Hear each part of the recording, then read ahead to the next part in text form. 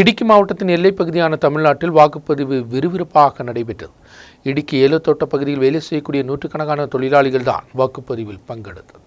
வாக்குகள் பதிவு செய்ய ஆரம்பித்த முதல் தேனி கிராம பகுதிகளிலும் நகரப் பகுதிகளிலும் பூத்துகளில் அதிக அளவு மக்கள் நிறைந்திருந்தனர். இடுக்கிக்கு தினந்தோறும் வேலைக்கு வரக்கூடிய நூற்றுக்கணக்கான தோட்ட தொழிலாளிகள் தான் இந்த பகுதியில் உள்ளது. இன்று தேர்தல் நடப்பதால் வேலைக்கு யாரும் வரவில்லை. தமிழ்நாட்டில் வாக்குகள் பதிவு செய்யக்கூடிய இடுக்கியில் நிரந்தரமாக வசிக்கக்கூடியவர்களும் உள்ளனர். கடந்த தினம் வாக்குகள் பதிவு செய்ய சொந்த இடத்திற்கு எல்லோரும் திரும்பி சென்றனர். டிஎம்கே வேட்பாளர் தங்க தமிழ்செல்வம், ஏஐடிஎம்கே வேட்பாளர் நாராயணசுவாமி இடையில்தான் போட்டிகள். டிஎம்கே வெற்றியை எதிர்பார்த்துள்ளது என்றாலும் அம்மா மக்கள் முன்னேற்ற கழக தலைவர் டிடிவி தினகரன் என்டிஏ வேட்பாளராக போட்டியிட்டதை தொடர்ந்து மண்டலத்தில் போராட்டம் தீவிரமடைந்தது. தேனி மண்டலம் முன்பு பெரியகுளம் மண்டலமாக இருந்தபோது ஏஐடிஎம்கே பிரதிநிதியாக போட்டியிட்டு வெற்றி பெற்ற நபர்தான் டிடிவி தினகரன். நாம் தமிழர் கட்சி வேட்பாளர் மந்தனும் போட்டியிடுகிறார். தேனி மாவட்டத்தில் கம்பம், போடி, ஆண்டிபட்டி, பெரியகுளம், மதுரை, உசிலம்பட்டி, சோழவந்தான் போன்ற மண்டலங்களை உட்படுத்தி தேனி சட்டமன்ற